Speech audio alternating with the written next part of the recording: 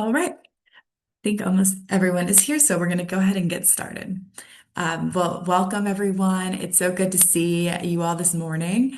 And thank you for taking the time out of your day to join us for this webinar on carbon market updates. We're really excited. This is a special one that's focusing primarily on just this topic in place of our typical BCarbon Advisory Group meeting. So we hope you find it insightful, and we will go ahead and get started. So first, just an overview of what we plan to talk about in today's meeting. We're going to start with an introduction to the carbon market. I know that a lot of you already know a lot about this, but just in case you're new to the space, we'll just give a quick overview. After that, we'll go into major trends in the carbon market, key carbon market developments, and then there will be an opportunity for Q&A. So if you have any questions, feel free to ask at that time. And then we'll go over some B carbon specific updates as well as some upcoming events.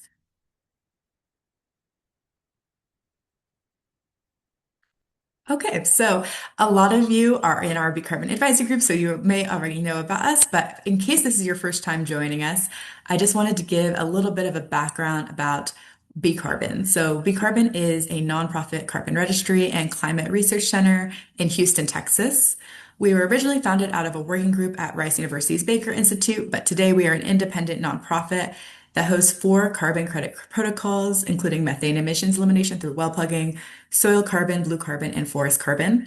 And then, as you know, we have our BCarbon Advisory Group, which is our public forum online in our community that comes to our bi-monthly meetings that we host here on Zoom to have different speakers about topics related to the carbon market. And they have had a pretty broad range of topics over the past few meetings, for example.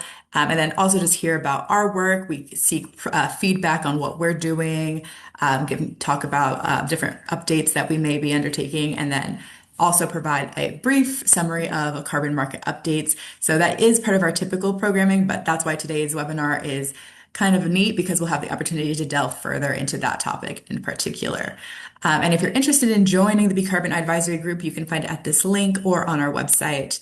And so before we get into the main part of discussion, I just wanted to give some introductions to those of who will be presenting today. So I'm Madison Romo, and I'm the Director of Strategic Communications and Engagement at BCarbon.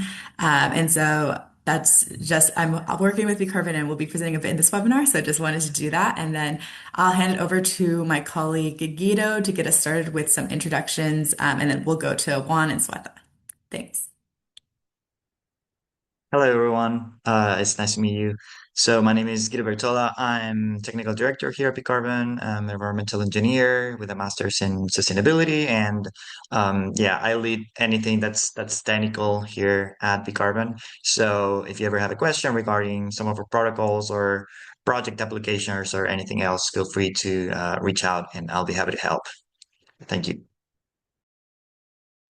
Hey y'all, my name is Juan Esparza. I'm a legal assistant here at BCarbon. I went to Columbia for my undergrad, where I have a background in sustainable development, and I'm a rising 2L at the University of Houston Law Center. It's nice to meet all of y'all.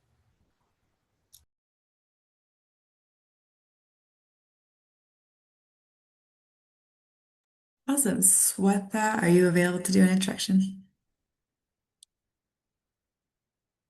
Okay. If not, we can come back whenever it is her turn to present. So we'll go ahead and move on to our next. Okay, and then today's webinar is pretty neat because we're doing it in collaboration with the TCSI. So TCSI is the Texas Conservation and Sustainability Initiative, led by Texas A&M AgriLife. And so it's a really cool effort, and we're excited to be presenting this webinar today. And this is a little bit more information about this initiative, but we also invite you to check out their website through this link that will be able to give you a more detailed look at what they're up to. And so with that, we'll go ahead and get started on the main part. And so I'll pass this over to Guido. All right. Thanks, Madison. So I will start with a brief introduction about carbon credits and the carbon market. I know that many of you who are in this webinar are familiar with these terms and concepts. However, there may be some folks that are new to the carbon market, especially from the TCSI side. So I will talk about some basic concepts so that everyone here is a bit more well versed on these topics. So I'll start with something very basic, which is what is a carbon credit? So basically, a carbon credit is a tradable certificate that represents 1 metric ton of carbon dioxide that is removed or avoided, basically reduced from the atmosphere. It can be either 1 ton of CO2, or it can be another greenhouse gas that is equivalent to 1 ton of CO2, for example, a reduction in methane. Carbon credits are used as financial mechanisms to promote environmental projects and also to limit global emissions. And companies or governments may use carbon credits for different reasons. So here it's important to note that there are two distinct types of carbon markets. The first one is the compliance market, and then there's also the voluntary carbon market. I'll start talking about the compliance markets. So governments may require companies and other organizations to limit the amount of carbon emissions that they have. Um, and so, because of that, they will require those who don't comply with those reductions to offset the emissions through the use of carbon credits. So, for example, a company may be allowed to emit 1,000 tons of CO2 per year, but they're emitting 2,000 tons. And so they will need to buy 1,000 credits to offset that difference to remain compliant with the regulations. Some examples of this type of market include the Californian cap and trade system, which is currently active, and also the European Union's ETS, which is the emissions trading system. So basically, companies that emit less carbon than they're allowed to may sell those allowances to other companies that have a deficit that have an excess of emissions. Both of these markets are regulated by law, and there's many others around the globe. But it is important to note that in the US, there is not a centralized compliance carbon market. There's a few in different states, especially in the West and in the East Coast, but there's not a centralized compliance market. So instead of that, what is mostly used in the US is the voluntary carbon market. So in the voluntary carbon market, or VCM, companies typically buy credits to meet their climate goals, or perhaps to satisfy investors or customers, sometimes to prepare for regulations in regions where there's discussions surrounding potentially regulated or compliance markets, or basically just to support climate projects. So in the voluntary carbon markets, companies invest in offsetting their own emissions basically because they want to, and perhaps that gives them a marketing advantage, or their stakeholders, shareholders who are requesting that they invest in this type of projects. So that is mostly what is being used in the US nowadays, except for the compliance markets that I mentioned. And of course, it is a slightly more volatile market because it depends on the willingness of investors to actually buy carbon credits. But despite political and geopolitical turmoil, there is still a lot of push for the voluntary carbon market because internally companies have committed to investing in carbon credits and in reaching certain climate goals, and that will be requested of them despite political changes. Additionally, many companies are not only located in the US, but they're also located in the European Union and in other regions of the world where climate targets are stricter. And so, even though in one region, environmental the environmental field may not be as strict as in other regions, they may still be required to be compliant with certain regulations. Um, and now I will talk about two more concepts that are important in the carbon market in general. There are many concepts that are important, but I will just talk about two or three in today's presentation to remain brief. So the first one is additionality. So additionality is a crucial concept in carbon markets and in carbon project, and what it entails is that a current project that would have happened even if carbon credits didn't exist is not additional. So, for example, let's say that someone invests in solar panels. If the solar panels are cheaper than fossil fuels, as they are in many regions of the world today, then the solar panel project would have happened even without the incentive of carbon credits.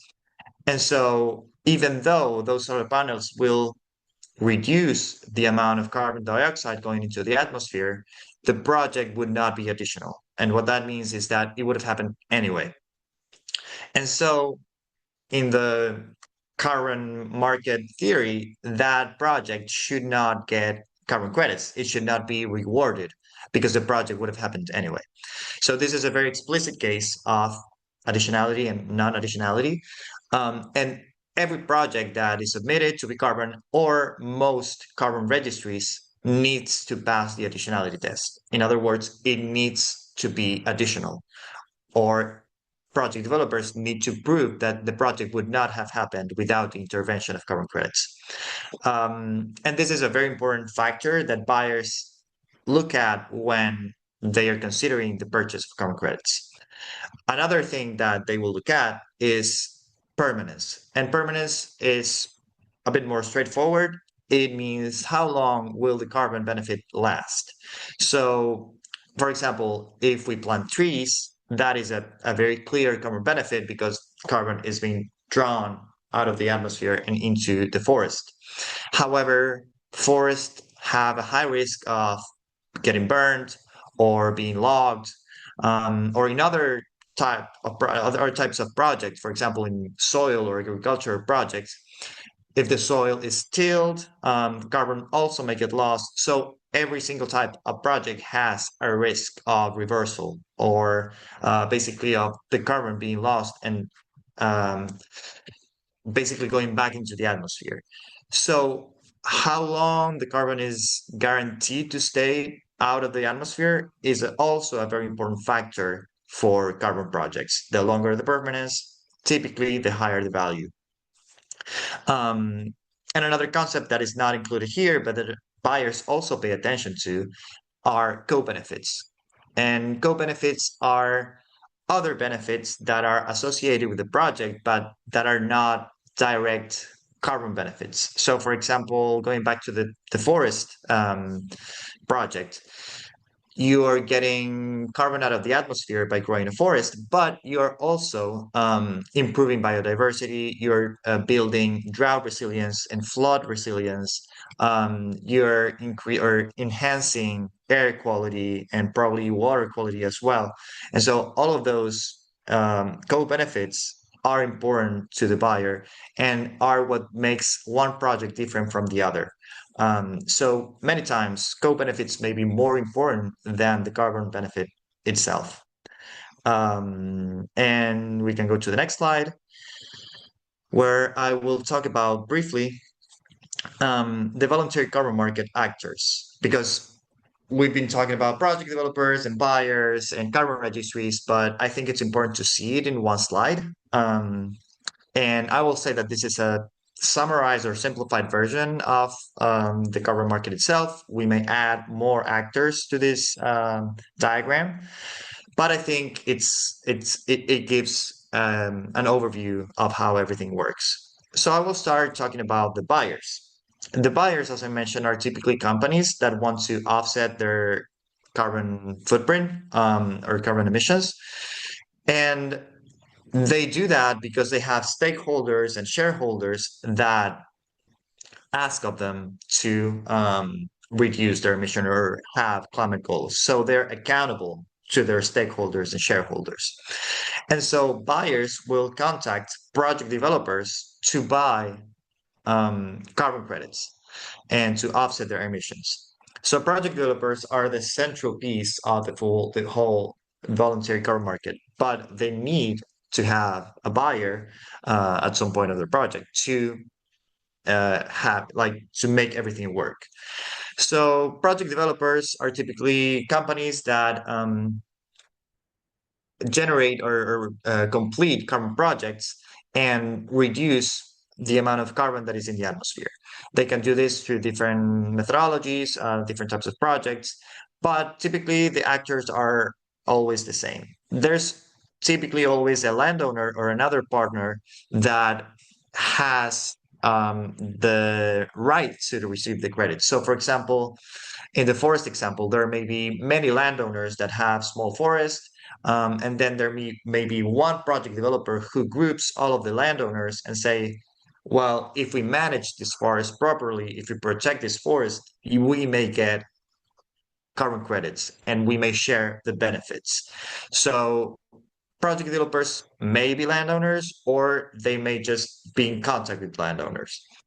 Um, And so the project developer is the group that gathers all the data, all the information, all the documents, and says, okay, here's a project, and I am showing you that we have reduced the amount of carbon that is in the atmosphere or that goes into the atmosphere. And then the project developer submits that to a carbon registry. A carbon registry is, for example, BCarbon is a carbon registry and is an entity that sets the rules surrounding why you should get carbon credits and what steps you must follow to receive those carbon credits. So, for example, BCarbon may have a forest carbon protocol, a forest carbon methodology, and the project developer must comply with all the steps mentioned in that protocol. So once they complete their application and submit all the documents, BCarbon reviews the application and says, okay, you have completed all the project, all the steps, and I will pass it over to an external party to review it technically. That external party is the VVB, the validation and verification body. And they are experts in the topic. So, for example, they would be experts in forestry, and they will analyze all the data, all the information, and they will also typically visit the site to verify that everything that the project developer says is true. And so there's a back and forth, there may be questions, or they may ask for further data. But once everyone agrees that the project has occurred in agreement with BCarbon's protocol, then the validator, the VBB, approves the project, BCarbon approves the project, and the project developer receives the credit. Once the project developers receive the credits, they can sell them to the buyer pays them, so there's a profit to the project developer, and they will typically also share those benefits with the landowner or other partners. So this is an overview of the BCM. If you have further questions, please let us know. But I think this will help transition into the next slides. So everyone's more basically knows a bit more about the market and how everything works. So I will pass it back to Madison for the next slides. Thank you. Thanks, Guido, for that overview. So that was great to help us set the stage for some of the major trends and key developments that now we want to discuss in the carbon market. So we'll start with the major trends section and go from there. So one of the things that I want to focus on in this section is the recent report that came out from the World Bank Group on the states and trends of carbon pricing in 2026. And it provides a really great high-level overview of how carbon markets are evolving, especially when it comes to pricing. And so the report makes it very clear because it kind of focuses on the pricing and also how carbon markets are being implemented into policy and economic tools, rather than existing as solely this like separate entity in the way that it may be used to. So first, the report starts off with focusing on pricing, and it says that the average price of carbon credits have nearly doubled over the past decade from 2016 to 2026. And this is for a variety of reasons, but part of it is that integration into economic tools, as we've seen. And although the price has not, kept a uniform pacing internationally, it is showing that overall there is a directional trend upward. And so then when we talk about some of the key metrics of this, first part of it is that coming from carbon pricing revenue. So there was in 2025, carbon pricing revenue equated to about $100 billion. And like I said, this was in large part because of some of the different policies that we've seen implemented in the last year. And it also is having interesting policy ramifications in terms of how that funding is being used, for example, into energy transition investments and other industrial policy choices. And we also see that direct carbon pricing is now covering about 29% of global greenhouse gas emissions. That's nearly one third of the global emissions that are already under either a carbon tax or an emissions trading system. And the report suggests that if this trajectory continues, with more of these types of policies being implemented, that could rise to one third by 2030. And so we are seeing that the coverage of carbon is increasing internationally. And then finally, we see that there is interesting change, which is that credit retirements are down roughly about 10% from 2024 levels.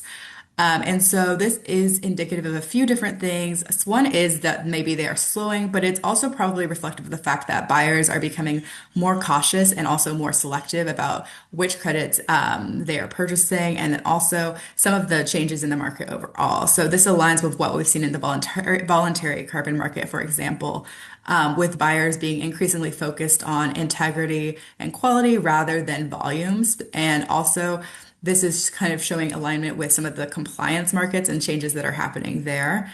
And so the report also indicated that compliance markets are now becoming the dominant driver of carbon market development internationally. And so we see this through some of the emissions trading systems, carbon taxes, Article 6 international market mechanisms, and also emerging economic tools such as the carbon border adjustment mechanism in the EU.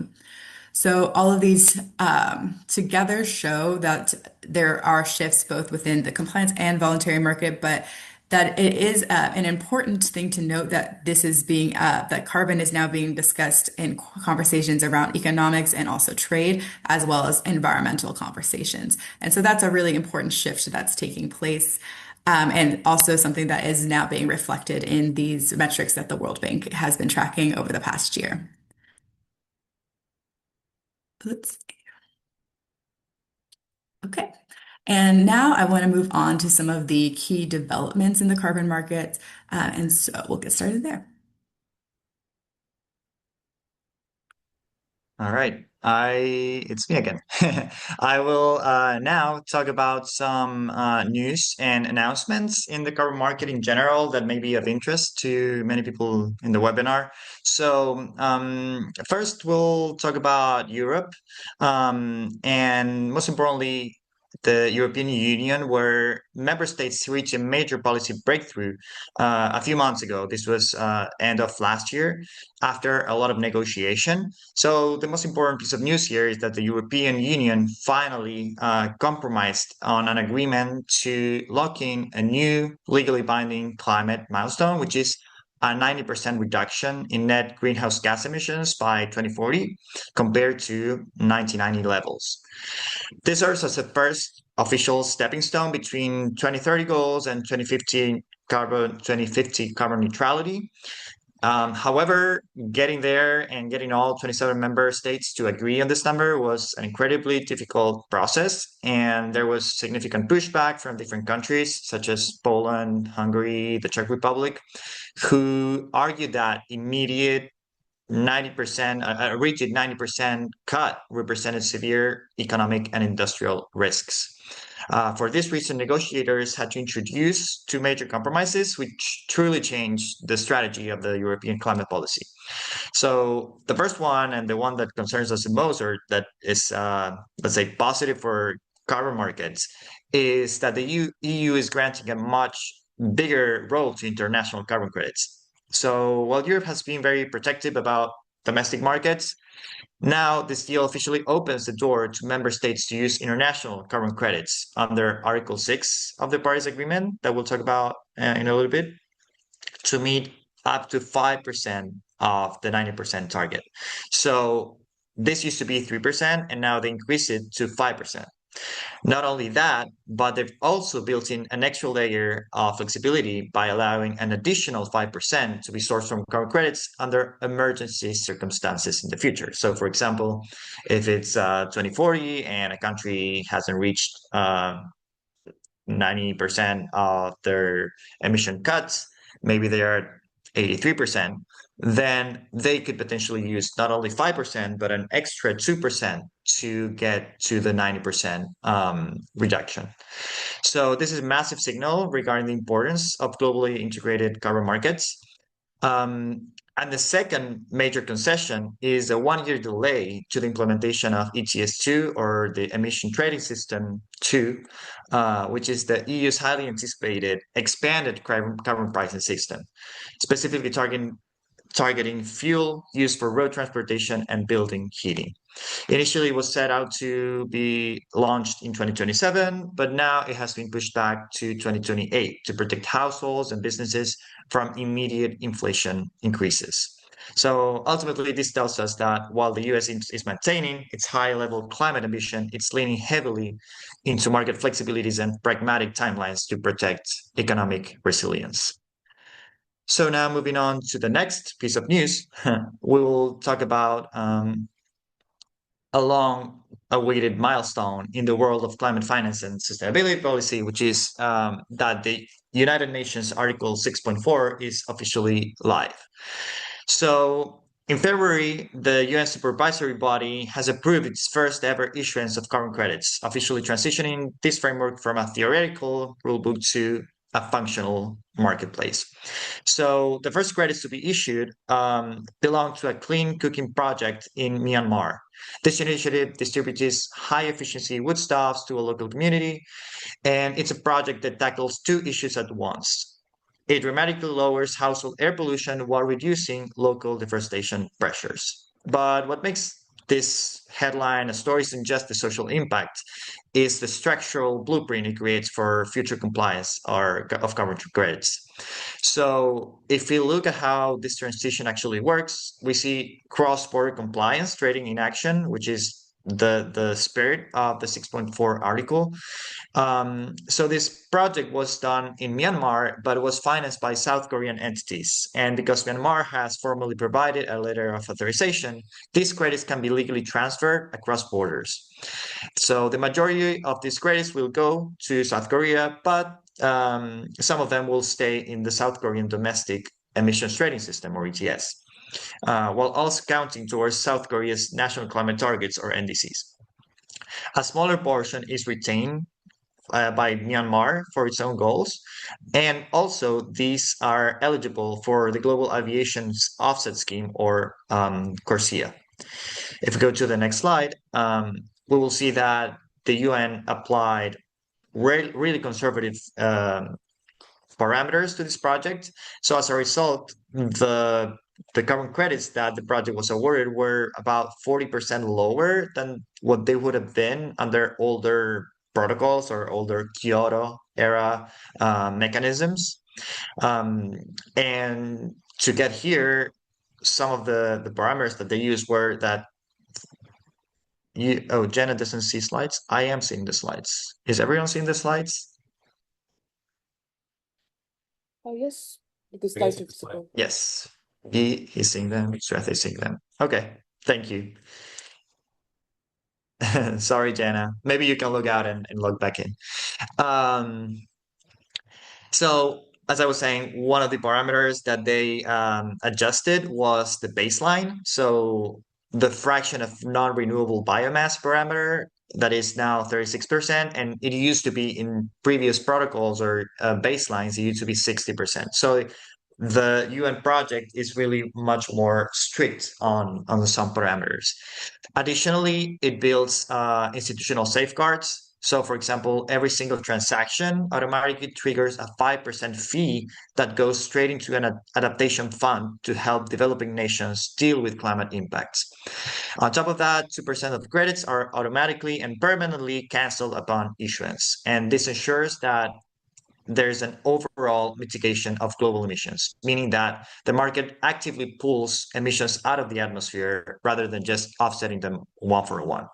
So to wrap up, we're seeing that the bar for credit quality is being raised constantly, and that many voluntary standards like BCarbon will be pressured to keep improving and adapting to these standards, such as the US compliance market.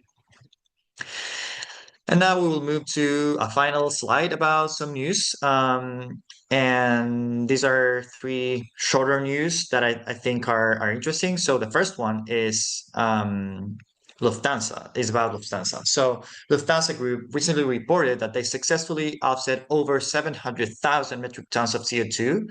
But what is truly remarkable is how they achieved this milestone. It was driven entirely by their customers. Passenger adoption of Lufthansa's voluntary climate program grew by an impressive 20%, showing that travelers are actively choosing to take environmental accountability into their own hands when booking flights. So basically, offsetting their emissions when booking a flight.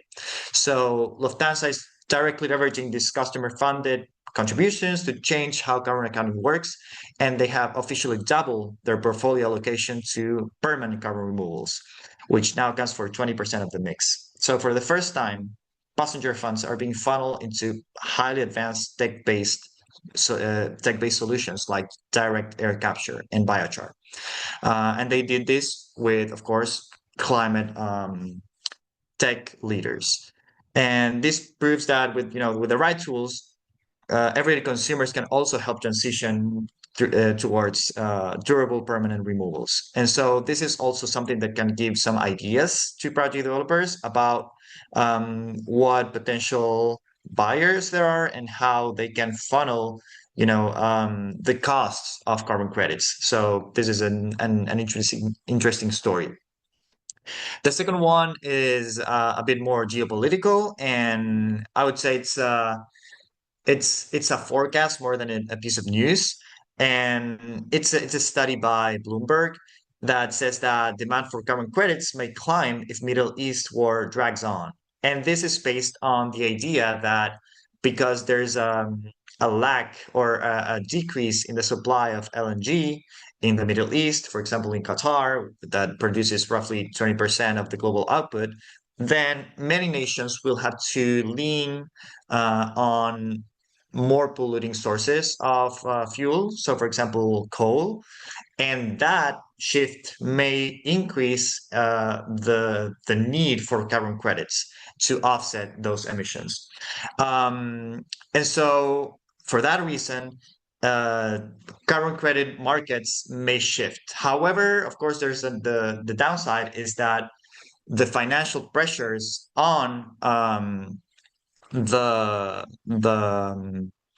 market and in on companies in general may shift the investment priorities for companies, and so the voluntary carbon market may suffer from the war in the Middle East.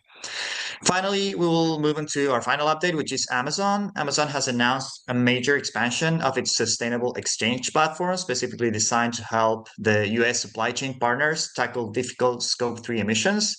And rather than pointing at suppliers toward generic carbon credits, Amazon is introducing two highly targeted system embedded credit types. First, they are offering lower carbon fuel instead credits to help logistic partners invest directly in cleaner alternatives like renewable diesel within their operations. And second, they're facilitating super polluting refrigerant distraction credits to safely eliminate hyperpotent gases like HFCs. When we connect these three pieces of news, geopolitical and energy disruptions are putting immense pressure on compliance markets. However, the vanguard of sustainability is proving that high integrity targeted carbon solutions remain a top priority. So, having said this, I will pass it back to Madison, I believe, for the rest of the presentation. Thanks, Guido. Yes, we'll move on to our next item. And today, for that, I would like to start talking about our Microsoft and how it's been impacting the carbon market in this spring. So in early April, it was reported that Microsoft would be pausing its purchases in the carbon market removal space, and this very quickly caused a lot of uncertainty in the voluntary carbon market. And a spokesperson from Microsoft clarified that it was reviewing and assessing its carbon removal portfolio along with market conditions for optimal balance in their path to carbon negative. But nonetheless, the effects of this were felt immediately with the company's purchases by some estimates amounting to around 80 to 90% of global carbon removal purchases. And just to provide some context, this is some charts that show Microsoft's purchases of carbon removals in 2025, indicating that it was a top buyer, as well as how its buying has been for the last few years. And so you can see that undoubtedly Microsoft is a major player in the carbon market and really important to the demand side. And so part of these, just to provide some more context, part of the reason behind these huge purchasing volumes has to do with Microsoft's ambitious climate goals, with it striving to be carbon negative by 2030, and as well as its stated ambition to remove all the carbon that it has emitted since its founding by 2050. And this is all important to understand because it plays a role in helping us understand why this pause might have taken place, as well as what we might expect going forward. So, Microsoft is not the only tech company that has slowed its carbon removal purchases. With ambitious climate goals like these, companies may be looking to diversify their strategy and choose to find ways to reduce their emissions directly through maybe renewable energy or maximizing the efficiency of their energy use or supply chain efficiency rather than relying on carbon credit removals alone. Though we can't know for sure what Microsoft's internal intentions are, these are some possible ideas about what might be behind this pause.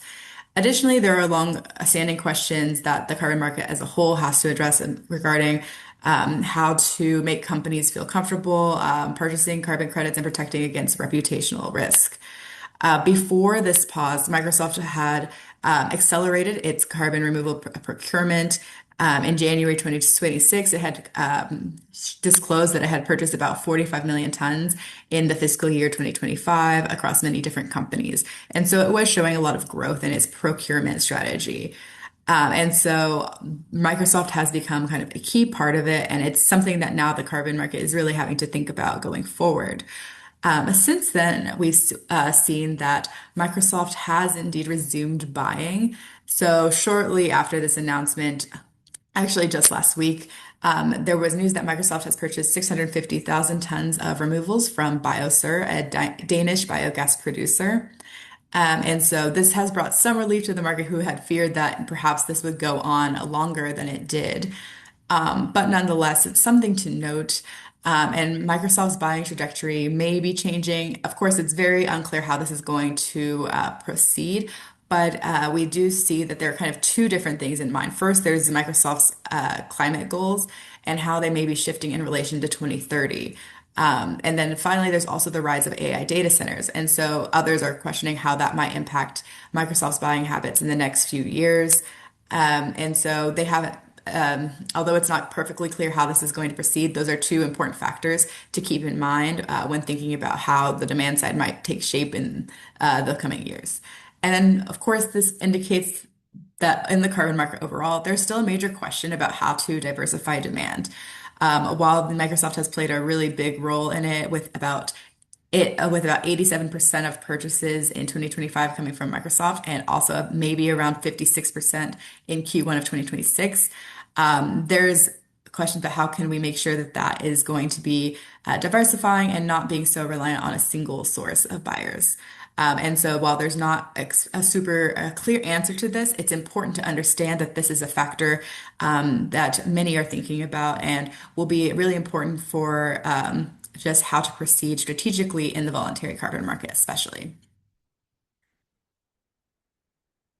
And now I'd like to move on to a few other updates that are taking shape this year. So first, starting in January of 2026, we saw the implementation of CBAM, or the Carter Border Adjustment Mechanism for the EU.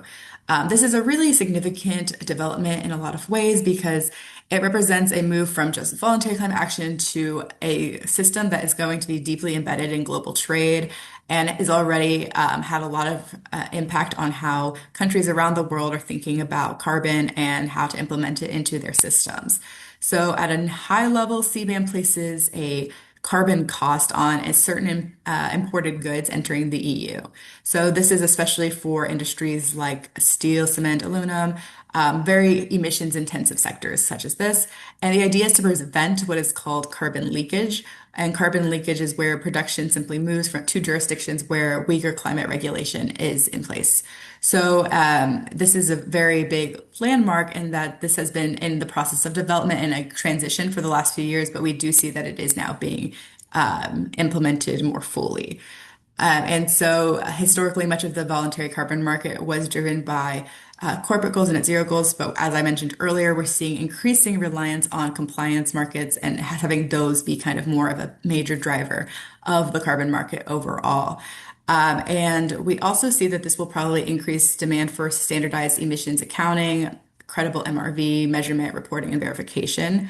And it also companies exporting to Europe now have to consider this and take it into account when making their strategies around carbon and sustainability goals in general. Secondly, it is possible that CBAM will accelerate carbon pricing adoption globally. While this is something that has come into effect relatively recently, just January of this year, we do see already increased policy discussions around national carbon pricing frameworks. And this is likely to just continue as countries consider whether they would prefer to address carbon revenues in a different way, whether it be domestically or find out other systems to kind of work in tandem with CBAM.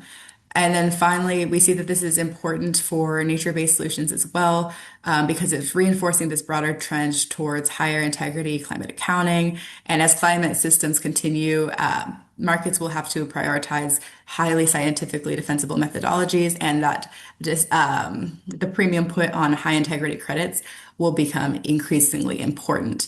And that really moves me to my final point, which is that across the board, there is a quality premium in carbon markets that continues to grow for high integrity credits.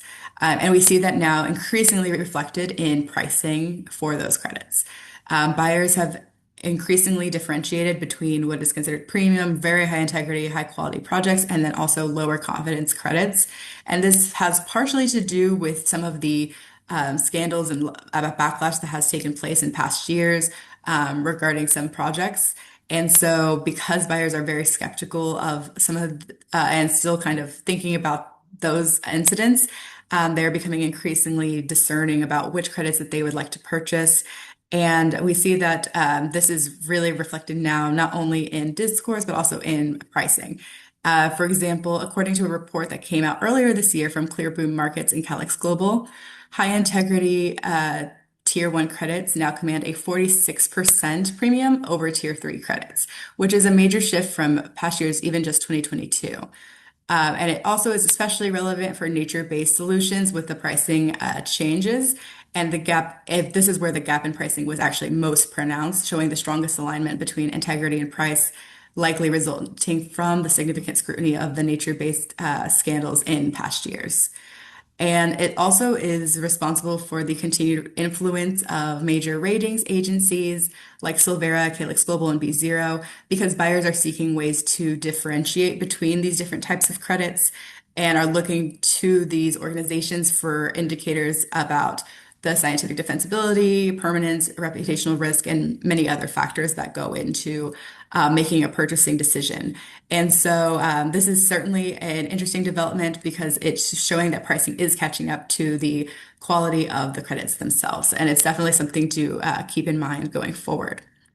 And then lastly, we have the biochar, the point that biochar is continuing to scale rapidly. Biochar is one of the fastest growing durable carbon removal strategies, and there have been some major corporate offtake agreements for biochar, which is continuing to accelerate this process. In particular, Microsoft signed a landmark biochar removal deal last year that kind of it proved this point that biochar is increasingly seen as a more mainstream option that is scalable and also relatively lower cost compared to some other options. And so, with that particular deal being for 1.24 million tons with Exomet Green, it's kind of we're seeing that more companies are seeing this as a institutional level solution rather than something that was still in its earlier phases of development, as it might have been considered a few years ago.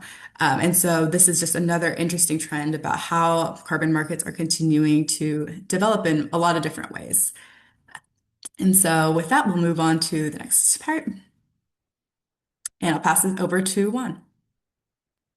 Hey y'all, how's it going? I just wanted to give some carbon market updates in the legal space, kind of happening internationally and nationally. So, first off, I wanted to start in the EU. Thank you to Guido for mentioning that and kind of briefly explaining it. But I'll give some background as to the EU ETS market stability reserve reform, which is the subject. So, just some brief background. The EU ETS is the world's largest carbon market, covering over 11,000 installations and more than 40% of EU total emissions. And after the 2008 financial crisis, a massive surplus of allowances built up in the market, which drove prices down and weakened the financial incentive for companies to decarbonize. In response, backloading the temporary delay of 900 million allowances from auctions was introduced as a short-term fix at the time. Now, the Market Stability Reserve, the MSR, was agreed to in 2017 as a permanent long-term solution for this and began operating in 2019. So what does it do? The MSR automatically adjusts supply.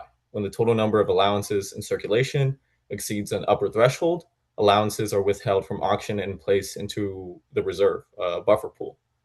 And when this falls below a lower threshold, allowances are released from the reserve back into the market. But this hasn't really happened in a while and doesn't happen as frequently as excess does, at least in recent trends. So under the existing rules, any allowances held in the reserve above 400 million are invalidated. They're permanently canceled. And to date, since it's been active, 3.2 billion allowances have been canceled under this mechanism, which the commission says it's served its purpose. So what is the change? As of April 1st, 2026, the proposal COM 26-153 stops the invalidation mechanism. So it's no longer active. Allowances above the 400 million threshold will no longer be canceled. They will be retained into the reserve as a permanent buffer. The commission concluded that in the next decade, the reserve should hold larger amounts to allow for future releases to rebalance the market, particularly given expected supply tightness as decarbonization deepens. So just for further context on the political timeline, President von der Leyen flagged the need to modernize an ETS at the March 2026 European Council. The Commission delivered the first concrete proposal, as mentioned, on April 1st. And a comprehensive ETS review is scheduled now for July of 2026, which will include further MSR adjustments to keep it fit for purpose through the next decade. And just to quote the Commissioner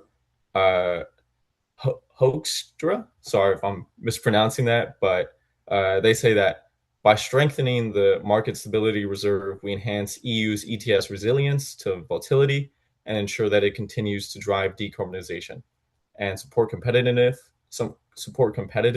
and foster a clean environment. So what else to watch out for? I know Guido had also mentioned this, but the ETS2, the system that covers road transport and building construction, is also receiving MSR-related adjustments ahead of its 2028 launch. So the Council of the EU backed a separate ETS2 MSR amendment in February of 2026. Oh my God, I keep mispronouncing that. Which allows up to 80 million additional allowances to be injected annually to prevent price spikes at launch. And now to move on to California's Cap and Invest program. So, just for some background, California's carbon market, now rebranded from Cap and Trade to Cap and Invest, covers approximately 400 facilities responsible for roughly 85% of California's total greenhouse gas emissions. The program is linked with Quebec's carbon market, creating a joint compliance market. And legislation passed in late 2025, extending the program through 2045, and new updates proposed by CARB, the acronym for the California Carbon Market, in January of 2026 would take effect September 1st of 2026. So what is the free permit proposal?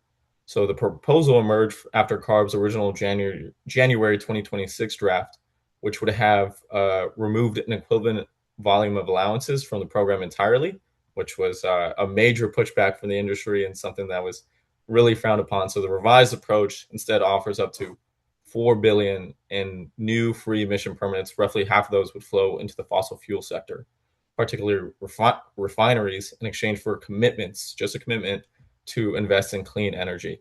Now, this was kind of it's still kind of looked at as a bit controversial. Berkeley energy economist Meredith Fowley, who chairs the independent committee overseeing the carbon market, said the design would give qualifying refineries more free permits than they actually need to cover emissions. And she quotes, "One could use the word generous."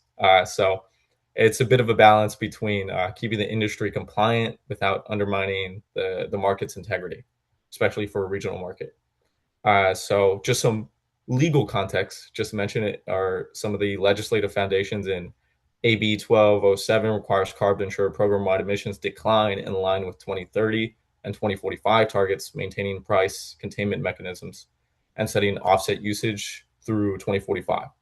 SB 840 requires CARB to complete an evaluation of compliance offsets by the end of 2026 and update all offset protocols to reflect best available science by 2029. So, what are some other things to watch out for? Watch out for how CARB navigates the political and technical objections and the controversy before the September 2026 effective date. Uh, the MDI, the Market Distribution Insurance Mechanism, which was within the proposal, is kind of untested. So that's what this proposal is. Critics warn it could undermine market predictability, while supporters say it prevents extreme price spikes from hitting consumers. So that's something to watch out for. And last but not least, I wanted to touch on Indonesia's carbon market governance. So they kind of have a new and emerging carbon market, and now their governance is finally getting more intact and more in place. So for some context, Indonesia launched its national carbon market in 2023, the first in Southeast Asia. The exchange, IDX Carbon, was launched as the Indonesia Stock Exchange in September 2023 and is licensed by the Financial Service Authority. However, despite the early launch, the market has struggled to gain momentum due to regulatory revisions.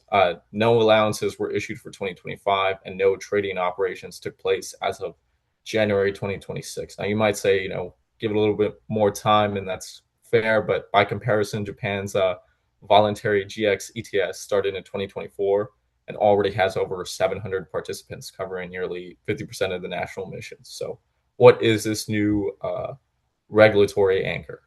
It is Presidential Regulation number 110 2025, PR 110 2025, signed in late 2025, and it is described by Presidential Advisor Hashim as a game changer. It establishes the overarching legal framework for the carbon market value instruments and GHG emission controls.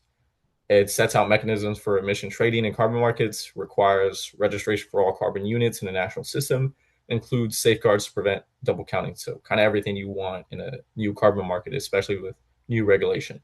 And more importantly, I think, and also something that Guido touched on, is it enables links between Indonesia's domestic carbon market and international markets under Article 6.2 and 6.4 of the Paris Agreement, which is a pretty critical step, especially for global or international investors.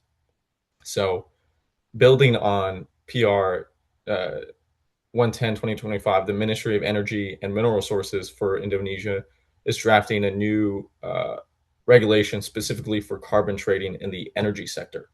The new regulation is expected to provide a cleaner legal framework for offset transactions in energy, supporting monitoring, reporting, and verification (MRV) consistency, and unlocks an estimated 7.7 billion in annual green financing potential.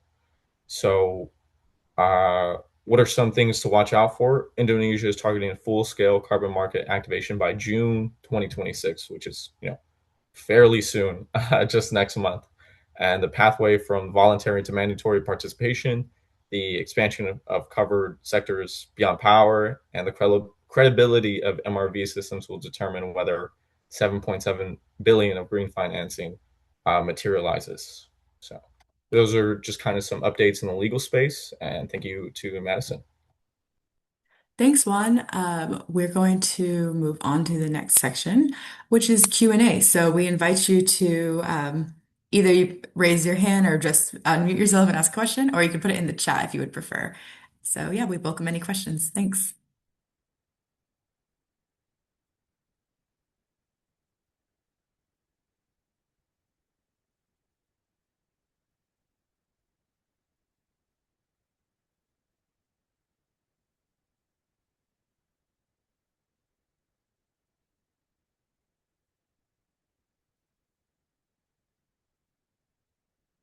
Hello, Femi, I see you have your hand raised.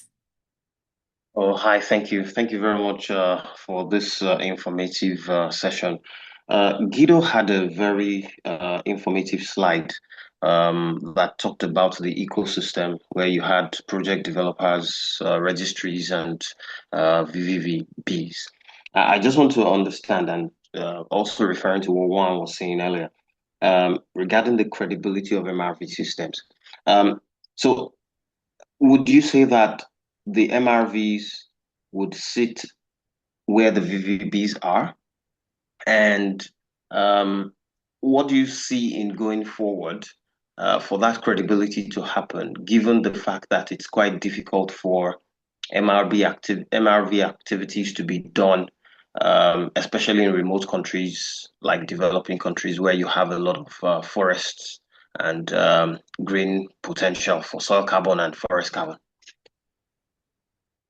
Okay, I can start answering this. Maybe someone else can chime in later. But I would say that MRV is quite, it goes across different participants of the carbon market.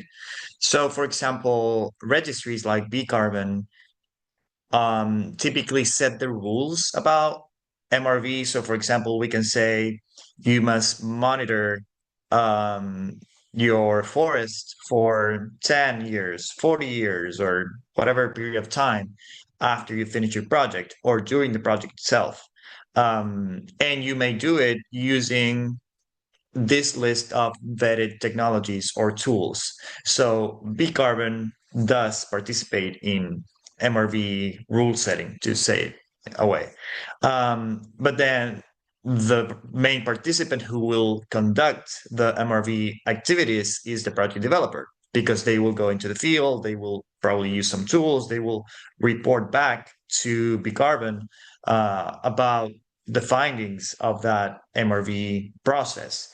And possibly the VVB will also be very much involved in reviewing the information that is sent by the project developer. So I would say that it's across the market, the importance of MRV. And I would say we at BCarbon are typically more focused on in the field MRV. So, going into the field, measuring how much carbon is in the soil, how much carbon is in the forest itself. And so we don't rely as much on models as other registries do. So we do pay a lot of attention to MRV. But as I mentioned, it's not only one participant of the market. And then your second part of the question was regarding remote countries. I don't know if you can Yeah. expand on that. Yeah, unless you want to expand on that, I can Yeah, kind of address that. I mean, a part of yeah, go ahead. monitoring and reporting is tracking the carbon credit once it's been completed, once a project's been completed. So a part of that is creating a national registry system, digitally tracking, and a lot of that comes with compliance between the project developer and then the host country. So Indonesia is finally creating their national registry system so that all carbon credits produced through projects in Indonesia will be tracked and then digitally monitored through there. So that's also part of facilitating MRV, especially in developing countries.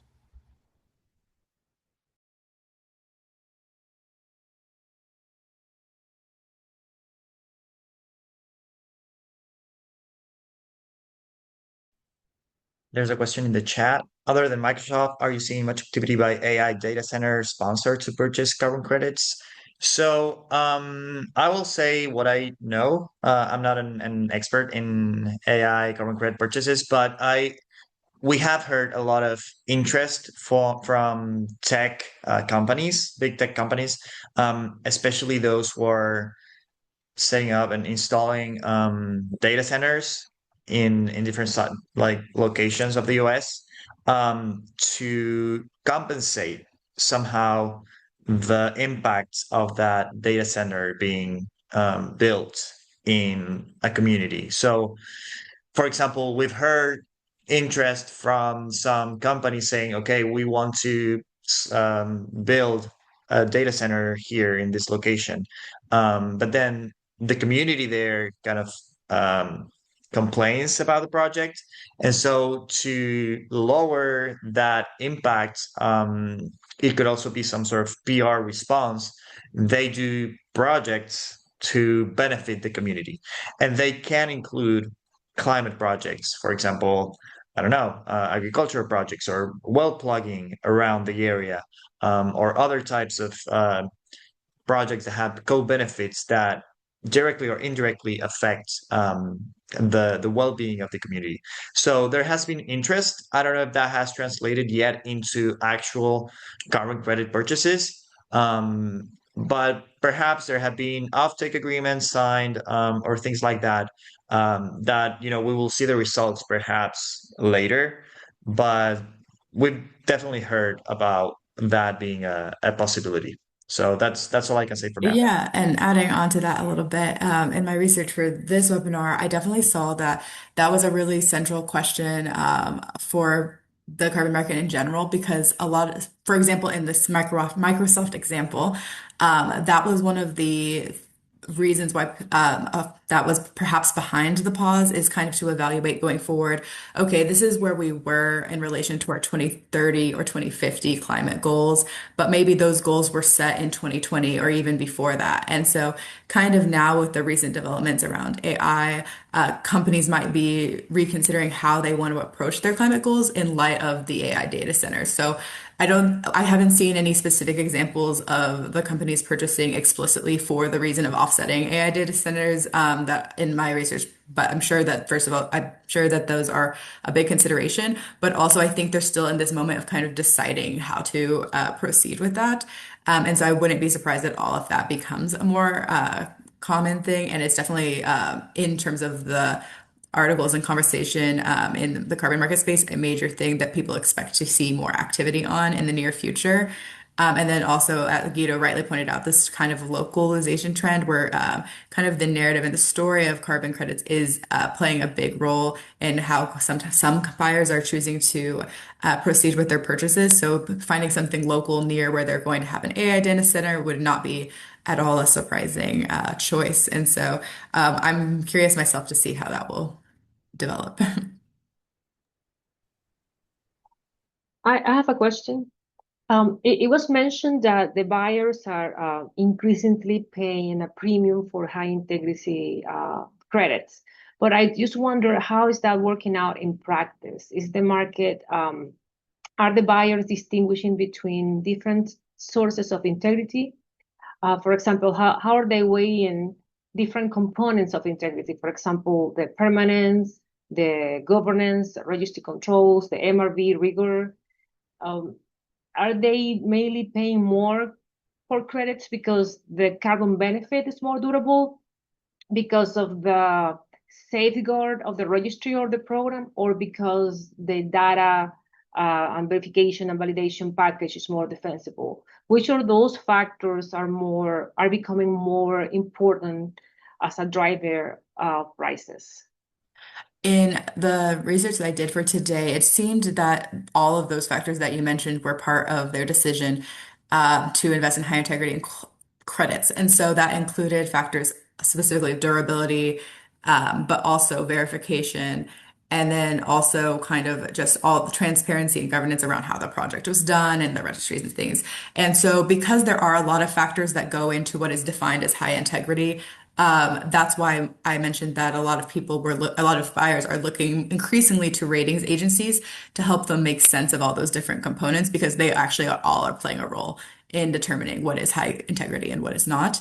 And it is kind of a, hard to define thing outright, but I think all of those factors are important, and that's where we're seeing the premium. And then kind of in practice, there is a correlation at least between what the kind of the rating agencies rate a credit and how that is reflected in the price. And so while that's not a perfect measure of, high integrity credits being priced at a premium, it is a good indicator that there is actual like movement on pricing being tied to high integrity credits.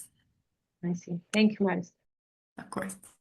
To answer a question in the chat, I'll answer your question, Femi. I don't think that's necessarily true. A project developer for even multiple projects can always contact virtually any carbon credit registry, and as long as they have international carbon market access, then that project's credits can always access the international markets. I think national carbon registries are more for facilitating compliance and I guess national government's goals more than anything. But it doesn't, I think, necessarily stop a project from entering the international markets. Okay, there are two questions in the chat. One is by Neil. Can you speak to any of the changes that may be coming to the previously approved Corsia projects by the EU Commission that may be canceled, particularly Cookstove and Red Plus projects that were previously Corsia approved? So we've seen some of this pieces of news regarding, how Corsia may actually kind of backtrack or kind of not allow certain projects to be included for the Corsia program. I don't have a lot of information more than what they officially said because I think that's a draft. It's like more of a proposal than an actual rule as of today. But I know that many people were complaining or being concerned about them basically moving the goalpost, basically changing the rules once the companies, the airlines started complying with the requirements. So I think there will be a lot of pushback, and I don't know if it will happen at least immediately.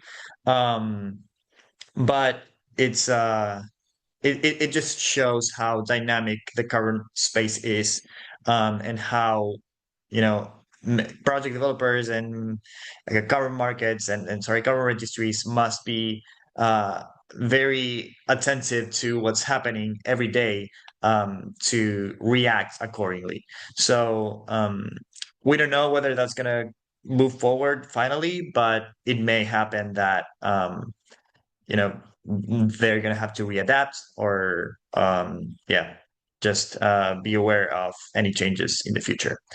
And there's another question about what are the biggest barriers preventing scalable high integrity MRV implementation.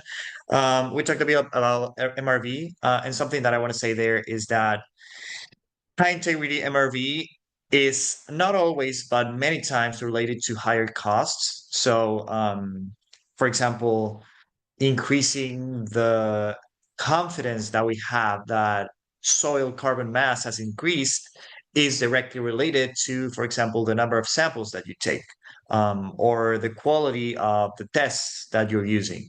And both things may have a higher cost. So that will in turn reduce the capacity of project developers to make a profit. And so I would say perhaps pushing the prices up may increase the MRV possibilities for project developers and the carbon market in general.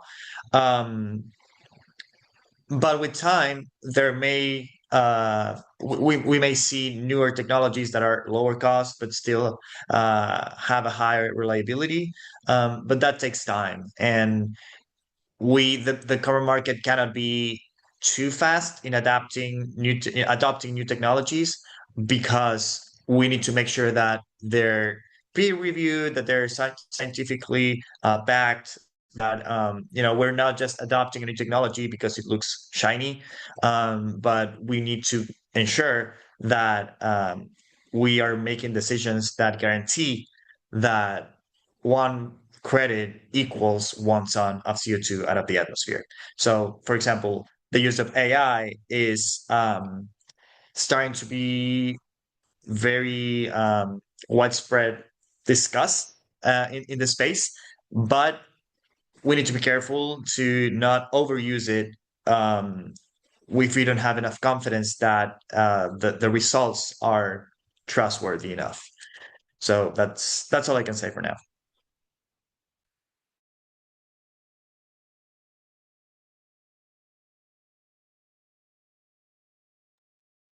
Okay. Well, thank you everyone for those questions. If there are no others, I don't think I see any more right now. We can go ahead and move on to our section on BCarbon updates, and I'll go ahead and pass it to Swetha. Hi, good morning, everyone.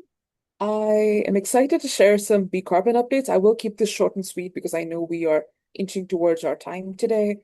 We, within BCarbon, are now public with our 20 by 30 endowment initiative. We are hoping to raise $20 million by 2030 to support the permanent infrastructure for the global carbon market. We talk about permanent carbon credits. We also want to have a permanent carbon registry. And one way to ensure that is to set up this endowment. And we're very excited about the feedback we received here. We're very excited about the opportunities that emerge from setting this endowment up. We are also growing our technical committee. We have put out information for anybody who would like to enroll to contribute in forestry, climate policy, carbon markets, climate finance. A lot of our technical committee members have really niche expertise and extreme granular understanding of the carbon market. So it'll be great to have more participants there to help us out.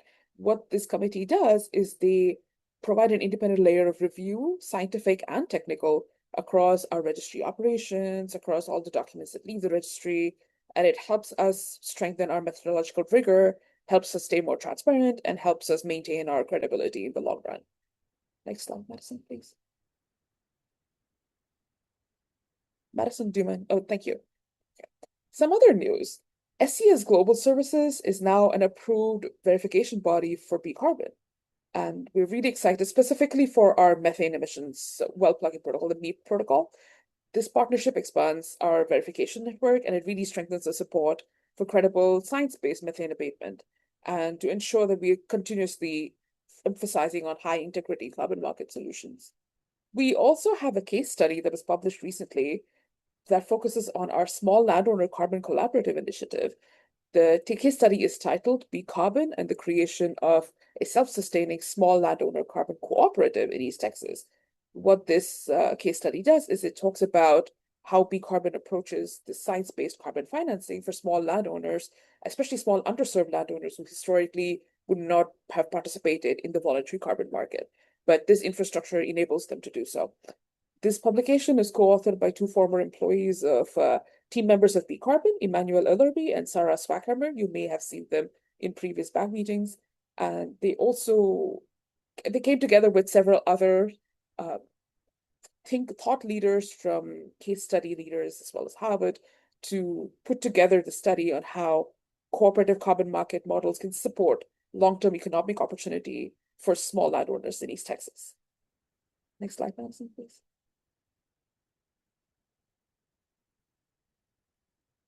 We also have some events lined up, which we're very excited about. On June 10th, BCarbon will be participating in the US Business Council for Sustainable Development annual meeting. A bunch of us are going to be there for feedback, for support. We'll also be panelists, we'll be giving talks, we'll be engaged there. So if you happen to be at this meeting, please come connect with us. On July 23rd, we also have our next BCarbon Advisory Group meeting. And on September is the long-awaited Houston Energy and Climate Week event. We found out, I believe, this morning that the Houston Energy and Climate Week is now a part of the national and international chain of climate weeks. So we are now excited for all of the cool events that are going to come across us in September. So please do participate in as many events as you can. Last year was a lot of fun. This year it's going to be even bigger. So it's going to be great. So. Yeah, thank you. And we plan to be very involved in that week. So if you plan to be there, please reach out. We'd love to connect and see if we can collaborate together in any way. And so with that, I want to thank you for joining us. We hope that you found this informational and helpful to you. And if you have any questions that you think of later, you can contact us at info@bcarbon.org or visit us at our website. And so hopefully that will help you with any other information. But yes, thank you for taking the time out of your day. We really appreciate it. Thank you, everyone. Have a great rest of Thank your you. day. Thank you, everyone. Have a good one. Yeah, thank you very much. Thank you. Thank you. Great presentation. Thanks. Thank Have a you great day. all. Thanks, BCarbon. Thank you.